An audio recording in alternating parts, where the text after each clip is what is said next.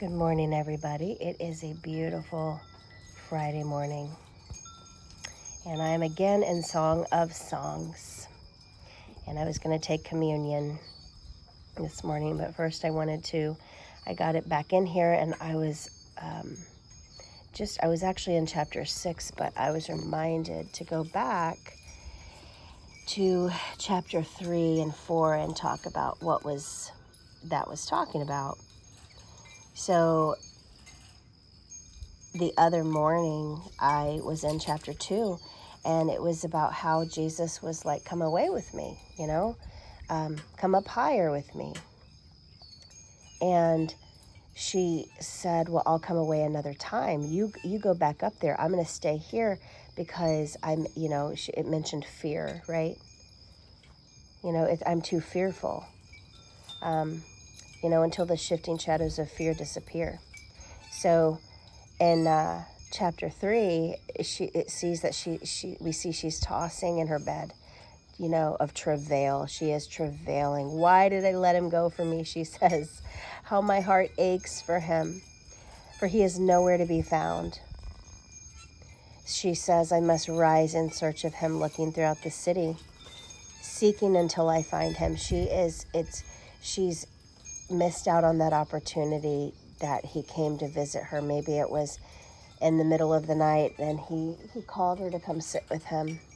It's happened to me many times, and I choose to lay in my bed instead of get up and see him, spend time with him. So she basically is at this point where she's like, even if I have to run through every street, nothing will keep me from my search. Where is he, my soul's true love? He is nowhere to be found. Then I encountered these overseers that encircled the city, and I asked them, have you found him, my heart's true love? And just as I moved past them, I encountered him. I found the one I adore. I caught him, and I fastened myself to him. I fastened myself to him, refusing to be feeble in my heart again. So she's made this choice. I am not going to be feeble in my heart again. My heart is going to be for him. Return to your first love. This is what it's all about. It is returning to the love you had at first. And what is so important about that is the timing we're in. It says, as you see the day approaching, gather. And that's not just gathering in a church or a building. That is gathering with him. That is gathering in the fellowship with him and communion with him. So she says, and I'm reading the Passion Translation, and I cannot see how these verses, because they're longer, because they're more detailed. She says, now I'll bring him back to the temple within. Okay, the temple within where I was given new birth. So this is returning to the love you had at first. Bring him back in to that temple, into my innermost parts, the place of my conceiving. Remember what Jesus said, you have to be born again. You are conceived as a new creation. And we stray from that. A lot of distractions in the world. I am guilty of it. Just sharing my journey here, because I tell you what, the distractions, even the fellowship distractions, so I've had to pull away from a lot of things just to really get in that place with him. And here's where he's leading me, of all places. Song of Solomon again, Song of Songs. Behold, he shall come, right? Behold, he shall come over the hills, over the mountains. To me he shall run, my beloved who's captured my heart. That's a song from, there's a song called Dance With Me, and I love it so much because it's literally about dancing with the lover of your soul. So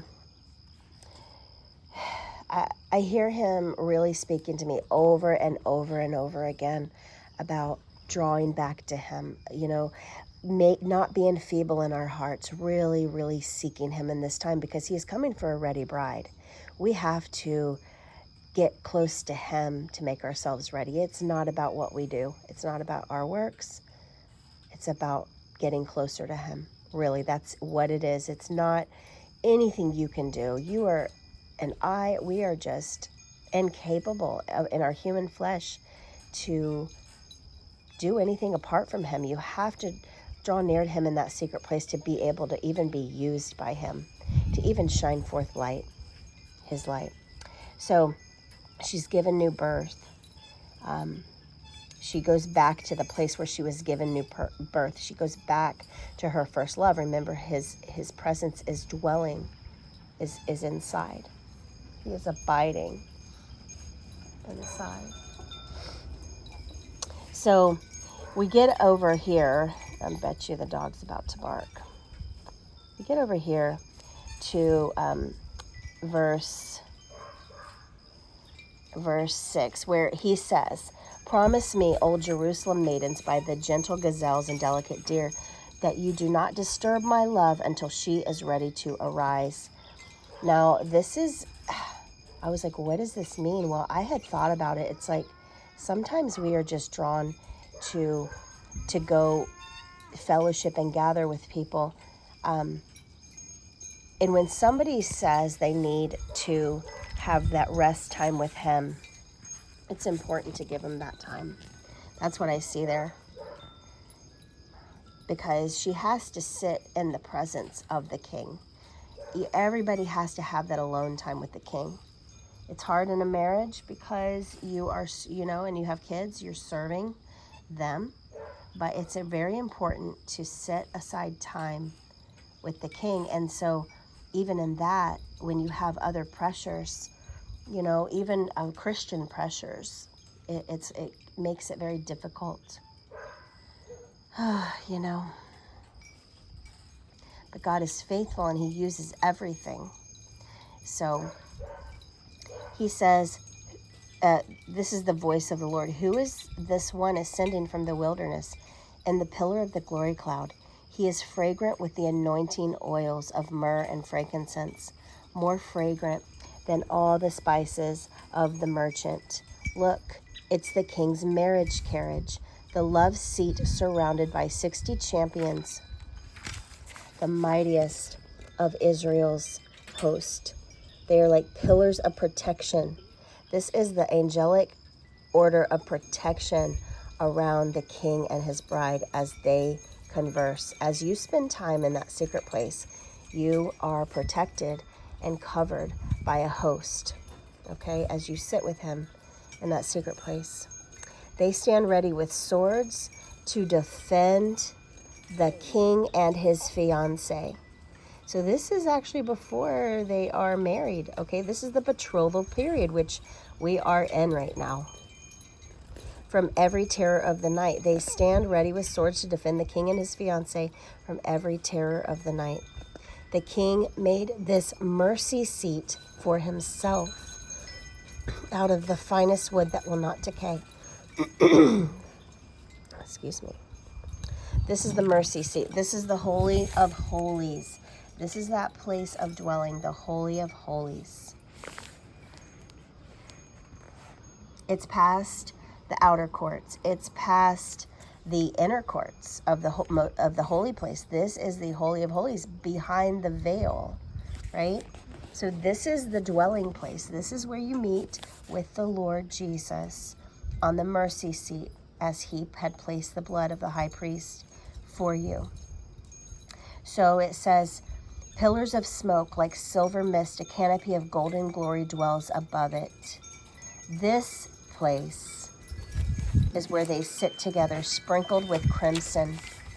Love and mercy cover this carriage, blanketing its tabernacle throne. The king himself has made it for those who will become his bride. Did you hear that? Those who will become his bride. That's what the mercy seat's for, that you have to get into the secret place of the Most High. That's what Psalm 91 is actually talking about. Spending time in that secret place. That's when you'll be covered. That's when you won't fear the terrors by night. You won't have fear at this place. So you have to dwell. You have to get up and come away with him. So The place where they sit together sprinkled with crimson. Love and mercy cover this carriage, blanketing his tabernacle throne. The king himself has made it for those who will become his bride. Rise up, Zion maidens, brides to be. Come and feast your eyes on this king as he passes in procession of his way to his wedding. This is the day filled with overwhelming joy of his great gladness. He says to her in this place, listen, my darling, my dearest darling, you are so beautiful. This is what he's speaking to you, okay? You are so beautiful. Beauty, you are beauty itself to me. Your eyes are gentle doves behind your veil. What devotion I see each time I gaze upon you. You are like a sacrifice ready to be offered. When I look at you, I see how you have taken my fruit. Lily, get over here. Leave her alone. I see how you have taken my fruit and tasted my word. Lily, don't you even think about it. Stay over here. Come on. Your life. Hi. You stay over here and be a sweet girl. No, Lily. You be a sweet girl. Leave Indy alone. You have tasted my fruit. This is the fruit of the Spirit. And tasted my word. Your life has become clean and pure, like a lamb washed and newly shorn. You little lambs. You precious little lambs. So you are now grace and balance on truth, with truth on display. Your lips are as lovely as Rahab's scarlet ribbon. Speaking mercy, speaking grace. The words of your mouth are as refreshing as an oasis. What pleasure you bring to me. I see your blushing cheeks opened like the halves of a pomegranate, showing through your veil of tender meekness. When I look at you, I see your inner strength, so stately and strong. You are as secure as David's fortress. Your virtues and grace cause 1,000 famous soldiers to surrender to your beauty. Your pure faith and love rest over your heart as you nurture those who are yet infants. Okay. This is what Jesus is speaking. He's speaking this to you. And then she goes and she says, I've made up my mind until the darkness disappears and the dawn has fully come.